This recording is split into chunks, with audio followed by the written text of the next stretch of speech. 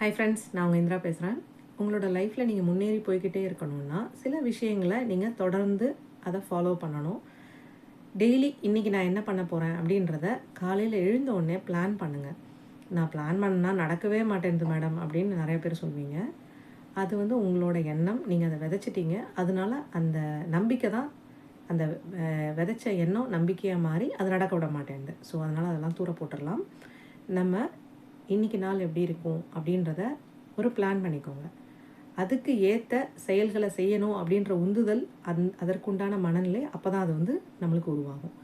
முடிஞ்ச அளவுக்கு என்னென்ன விஷயம் நடக்குதோ அதுக்கெல்லாம் நன்றி பாராட்ட பழகிக்கோங்க. முக்கியமாக நைட்டு படுக்க போகிறதுக்கு முன்னாடி அதை நினைவு கூர்ந்து, நல்ல விஷயங்களை நினைவு கூர்ந்து நன்றி சொல்லுங்கள். ஒரு 10 பேஜ் முடிஞ்சால் படிங்க. ஏதாவது ஒரு புக்கு, நல்ல புக்கை எடுத்து ஒரு 10 பேஜ் படிங்க. ஒரு நாளைக்கு 10 பேஜ் நம்ம படித்தோம்னாலே 365 நாள் பார்த்திங்கன்னா நம்மளுக்கு அதுக்கேற்ற மாதிரி 3650 பேஜ் உள்ள ஏதோ ஒரு விஷயத்த நம்ம படிப்போம், ஏதோ ஒரு விஷயத்த தெரிஞ்சுக்குவோம்.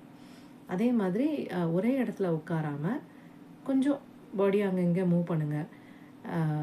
உங்களுக்கு என்ன பிடிக்குதோ, எது சந்தோஷமான விஷயமோ அதை செய்யுங்க. நல்ல விஷயங்கள் நடந்தது அப்படின்னா அதை நோட் பண்ணி எழுதி வைங்க. முக்கியமாக ஓகே, டைரி எழுதணும் அப்படின்றதில்ல, பட் நல்ல விஷயங்கள் இருந்ததுன்னா எழுதி வைக்கலாம். நன்றி பாராட்டுறோன்னா அதையும் எழுதி வைக்கலாம். இதெல்லாம் பல மடங்கு பெருகும். ஸோ உங்களோட இந்த மாதிரி பழக்க வழக்கங்களை நீங்கள் மாற்றிக்கிட்டீங்க. ஐயோ என்னால் டெய்லி எழுத முடியல அப்படின்னு நினச்சி ஃபீல்லாம் பண்ண வேண்டாம். உங்களுக்கு எப்போ தோணுதோ இதை பழக பழக நீங்களே ஃபாலோ பண்ண ஆரம்பிச்சிருவீங்க.